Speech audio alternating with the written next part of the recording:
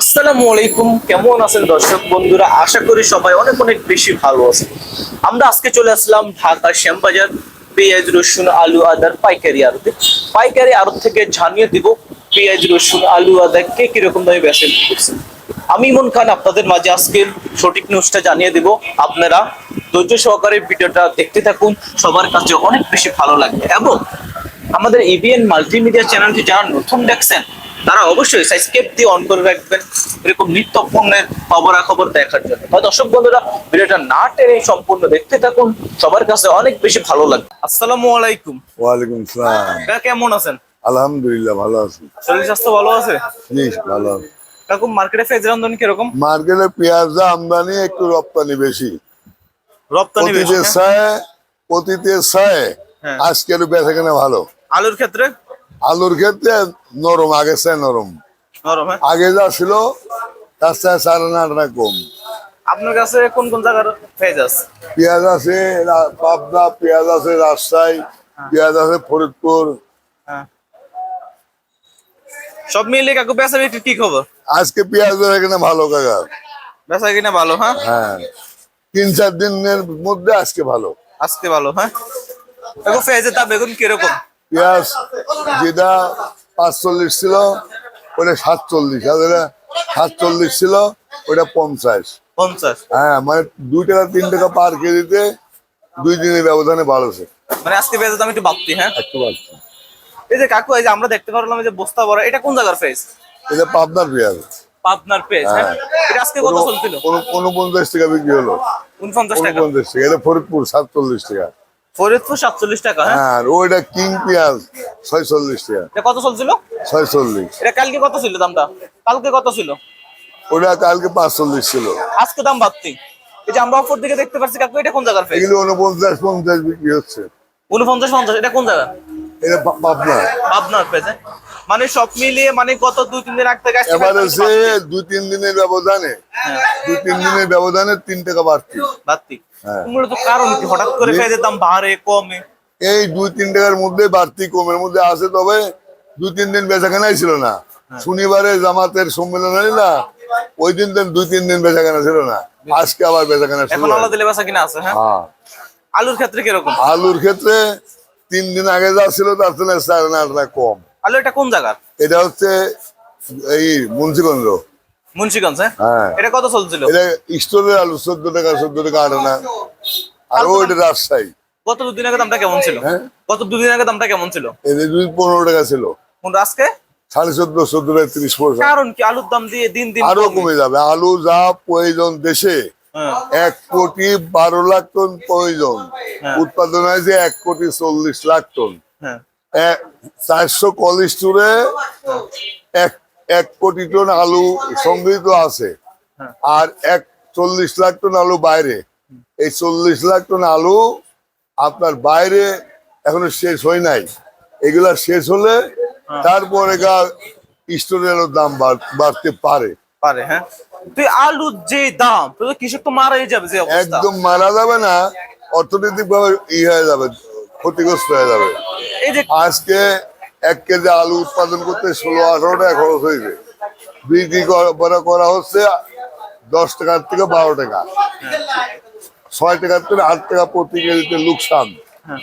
কৃষক মারা যাবে না আলুর দাম কমের জন্য, তারা অর্থনৈতিকভাবে ক্ষতিগ্রস্ত হবে, বিপদগ্রস্ত হবে। আগামীর আলু কম লাগাবে, এই জন্য আলু হাইলাইট হবে, আবার অতীতের মতো 60 টাকা কেজি হবে। 60 টাকা এই কেজি মুহূর্তে সরকারের প্রয়োজন আলুর কৃষকের পাশে দাঁড়ানো। আলুর কৃষক কার্ড দেওয়া দরকার, তাদের বিভিন্ন ধরনের ভর্তুকি দেওয়া দরকার। পেঁয়াজের কৃষকের কার্ড দেওয়া দরকার, চিহ্নিত করা দরকার, বিভিন্ন ধরনের পেঁয়াজের কৃষকের ভর্তুকি দেওয়া দরকার।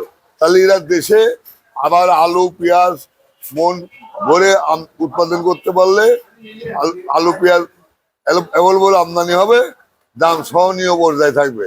আর যদি সরকার কৃষকের পাশে না থাকে, কৃষক অর্থনৈতিকভাবে ক্ষতিগ্রস্ত হয়ে আলু আর আবাদ করবে না, পেঁয়াজও আবাদ করবে না।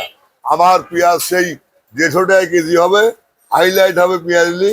আবার আলু হবে 60 টাকা কেজি, আবার আলুলি হাইলাইট হবে। বুঝলেন? এই এই মুহূর্তে কৃষকের পাশে সরকার সর্বশক্তি দিয়ে দাঁড়ানো দরকার। মানে আপনার কথা অনুযায়ী মানে কৃষকের পাশে সরকার দাঁড়ানো উচিত, মানে দাঁড়ানো উচিত মানে কি, না হলে কৃষক একবারে অর্থনৈতিক ভাবে শেষ হয়ে গেলে মানসিকতা হারা ফেলবে, অর্থনৈতিক ভাবে পেঁয়াজের বীজ কিনতে পারবে না, সার কিনতে পারবে না, পেঁয়াজ আবাদ করতে পারবে না। মানে মনে করেন সরকারি যে পেঁয়াজ যেগুলো, হ্যাঁ, বীজের দাম অথবা সার, হ্যাঁ, বিভিন্ন কৃষি জাতীয় পণ্য, এগুলোর দাম যদি একটু কমিয়ে দেয় তাহলে কৃষকের জন্য অনেকটা ভালো হয়। হ্যাঁ, এইগুলি তো সরকারি সহযোগিতা।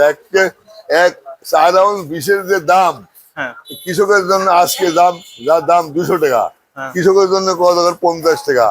আমরা বিদ্যুৎ ব্যবহার করি 15 টাকা কয়েক পয়সা ইউনিট, হ্যাঁ, কৃষকের 5 টাকা ইউনিট দেওয়া দরকার। হ্যাঁ। আমরা তেল ব্যবহার করি 122 টাকা লিটার, হ্যাঁ, হ্যাঁ। কৃষকের দেওয়া দরকার 50 টাকা লিটার। আমরা সার ব্যবহার করি 40 টাকা কেজি, কৃষকের দেওয়া দরকার 10 টাকা লিটার কেজি। এইভাবে কৃষকের পাশে দাঁড়াবে সরকার। মানে আপনার কথা বলতে মানে সকল কিছু, হ্যাঁ, কৃষি জাতীয় যেসব পণ্য, হ্যাঁ, এগুলা কৃষকদেরকে 50% ডিসকাউন্ট দিলে বা কিছু ডিসকাউন্ট দিলে ভালো হয়। হ্যাঁ, ভালো হয় মানে কি 100% ভালো হয়, দেবে গা কৃষক আবার উৎপাদনে নামতে পারবে, দেশে উৎপাদন হবে। হ্যাঁ। যারা কোনো উৎপাদন ভালো হলে ক্রয় ক্ষমতাওয়ালারা কিনে খাতে পারবে, আর বিক্রিয়ালারা বিক্রি করে খাতে পারবে। এবার তো মানে আলুর যে অবস্থা, কৃষক তো অনেকটাই ক্ষতিগ্রস্ত, এটা তো হ্যাঁ। বলার ভাষাই নাই। বলার ভাবনা নাই, মানে ছাট আছে গেঞ্জি নাই, আর ভাত আছে তরকারি নাই, এরা অসহায় দিন যাচ্ছে। কাকু যদি কৃষক যদি ক্ষতিগ্রস্ত হয় তাহলে তো আমাদের বাংলাদেশ মানে অনেকটাই ক্ষতিগ্রস্ত হবে। বাংলাদেশই কৃষিপূর্ণ দেশ। হ্যাঁ। এই দেশের কৃষক যদি ক্ষতিগ্রস্ত হয়, দেশের অর্থনৈতিক অবস্থা ক্ষতিগ্রস্ত। একমাত্র বাংলাদেশে আয়ের উৎস হলে চিটাগাং পোর্ট। হ্যাঁ। চিটাগাং পোর্টে যে ইনকাম হয়, হ্যাঁ। 50% ইনকাম চিটাগাং পোর্টে, হ্যাঁ। আর 50% ইনকাম হয় বিভিন্ন ভাবে, বিভিন্ন এই আপনার দলিল লেখা মেখা, জমি রেস্টি মেস্টি, আরো কত সরকারের আছে। কাকু, আপনি কি বলতে পারেন বাংলাদেশ মানে কত পার্সেন্ট কৃষি পণ্য, মানে কত পার্সেন্ট কৃষক আছে বাংলাদেশে? বাংলাদেশে প্রায় 30-40% কৃষি উন্নয়ন করে এই দেশ চলে। দেশ চলে। আর একটা উন্নয়নের জায়গা আছে চিটাগাং পোর্ট, সেখান থেকে প্রচুর টাকা আয় আসে চিটাগাং পোর্ট থেকে। আর একটা আয় আসে গার্মেন্ট শিল্প থেকে। গার্মেন্ট শিল্প থেকে যে আয় আসে তাদের দেশে অনেক অনেক অনেক উপকার হয়। মানে আপনার কথা অনুযায়ী বুঝতে পারলাম, মানে যদি কৃষক যদি তাদের ন্যায্য দাম পায়, মানে হাট বাজার মিলবে, বা যারা মানে বিভিন্ন ব্যবসায়ী, হ্যাঁ, তারা একটু উন্নত করবে, কিন্তু কৃষকের হাতে টাকা থাকলে দোকানও বেচা কিনা হয়। হ্যাঁ, কৃষক ভালো থাকলে মনে করেন প্রত্যেকে বাজারে রড, সিমেন্ট, লুঙ্গি, শাড়ি, হ্যাঁ, এই জাতীয় যত পণ্য আছে বেচা কেনা হলো, কৃষকও বাঁচলো, ব্যবসায়ীরা বাঁচলো। এই যে কাকু আমরা অফার দিকে দেখতে পাচ্ছি, এটা কোন জায়গার আলু? ওটা হলে রাজশাহীর আলু। রাজশাহীর আলু, এটা কত চলছিল? 15 টাকা। 15 টাকা। গত দুদিন আগে দামটা কেমন ছিল? গত দুদিন আগে দামটা কেমন ছিল রাজশাহী? 2 দিন আগে আরো 1 টাকা 8 টাকা বেশি ছিল। বেশি, মানে আলুর দাম অতিরিক্ত কম, যা বলার ভাষা নেই। হ্যাঁ। ওই যে এটা বলেন কোন জায়গা? এটা মুন্সিগঞ্জ। মুন্সিগঞ্জ আর এলো রাজশাহী। হ্যাঁ, জি। মানে দুটার ভিতরে আলু ভালো কোনটা? রাজশাহী। রাজশাহীটা ভালো, হ্যাঁ, যেটা লাল এটা ভালো। হ্যাঁ, মূলত কারণ কি ওইটা ভালো? ওটা মাটি ভালো, আর ওরা আলু উৎপাদন করতে জানে, ফসল জানে, পলিসি জানে। হ্যাঁ, হ্যাঁ। এই যে কাকু রসুনের ক্ষেত্রে আপনার কাছে এটা কোন জায়গার রসুন? রসুনের দাম নাটোরের রসুন। নাটোরের রসুন। হ্যাঁ, ওই গতবার এই টাইমে ছিল 150 টাকা, এখন 68 টাকা, খালি 68। রসুনের বাজার কিরকম? আরো কমে যাবে। রসুনের বাজার আর আলুর বাজার তো একটু নিচু লেভেলের। হ্যাঁ, রসুনেও কৃষকের লস। এখন রসুনের বাজার আর আলুর বাজার মানে একটু ভারেও না কমে না, 1 টাকা 2 টাকা ভারে কমে, এটা মূলত কারণ এই দেশে একটা সুষ্ঠু নির্বাচন হলে, মন্ত্রী পরিষদ গঠিত হলে, মন্ত্রণালয় গঠিত হলে, কৃষি মন্ত্রণালয় এই দেশ থেকে আলু বহির্বিশ্বে রপ্তানি করতে পারলে আলুর দাম বাড়বে। আর রসুনও গত বছর 9.5 লাখ টন উৎপাদন হয়েছিল, এবার উৎপাদন হয়েছে প্রায় 13-14 লাখ টন। কাকু, এই যে এখনকার ফেজ যে অবস্থায় আছে বাংলাদেশ, হ্যাঁ, পর্যাপ্ত পরিমাণ কি ফেজ আছে নাকি, যেটা হ্যাঁ, চাহিদা? কৃষকের ঘরে পর্যাপ্ত পরিমাণ পেঁয়াজ আছে। হ্যাঁ। ঘাটতি হলে আরো 2-3 মাস 4 মাস পরে যায়, পেঁয়াজের কৃষকের ঘরে ওয়েস্টেজ হয়ে গেলে তখন 2-4-5 লাখ টন পেঁয়াজ ঘাটতি হতে পারে। তার আগে পেঁয়াজ ঘাটতি হবে এখন না। ফেজ যে অবস্থা, বাইরে থেকে কি ফেজ আনার দরকার আছে নাকি? ইন্ডিয়া থেকে ফেজ মানে আপাতত 2-3 মাস পেঁয়াজ দরকার নাই। দরকার নাই। তারপর এখন বহির্বিশ্বের পেঁয়াজ সরকার আমদানি করে, এই কৃষকের আরো ক্ষতিগ্রস্ত হয়ে যাবে। কৃষকের কাছে কেমন ফেজ আছে? পর্যাপ্ত পরিমাণ পেঁয়াজ আছে, কৃষকের কাছে যদি ওয়েস্টেজ না হয়ে যায় এখনো 3-4 মাস চলবে, কাকু কৃষকের কাছে মানে যে পেঁয়াজ আছে হ্যাঁ, এটা দিয়ে কয় মাস চলে যাবে বাংলাদেশ? 4-5 মাস চলবে। চলবে হ্যাঁ। তার মানে এখন বাইরে পেঁয়াজ দরকার নাই, এই মুহূর্তে 2-3 মাসের মতো দরকার নাই। মানে তারপরে কি যদি বাইরে থেকে পেঁয়াজ আসলে কি আমাদের কৃষকের জন্য কি ভালো না? মেলা মেলা মেলা ক্ষতি, আমাদের জন্য লাভ, আড়তদারের জন্য লাভ, যেহেতু আমরা লাভ। কমিশনের জন্য তো হ্যাঁ। যত আমদানি বেশি হবে দাম কমলে আমাদের লাভ, আর দাম বাড়লে আমাদের লস। বহির্বিশ্বের পেঁয়াজ আসলে কৃষকের ব্যাপক লস। ব্যাপক loss, হ্যাঁ। এই যে আমরা দেখতে পাচ্ছি এই যে লাল বস্তার আলু, হ্যাঁ, এটা কত চলছে আজকের বাজারে? লাল ধরে গুলার আলু 11 টাকা 12 টাকা। 11 টাকা 12 টাকা, তো হ্যাঁ। ওটার দাম তো আরো কম, যা বলার। স্টোরে বার আলু, মানে এটা মানে কিরস্টের বাইরে নর্মাল আলু, হ্যাঁ। স্টোরে বার আলু, আলু নিয়ম। হ্যাঁ।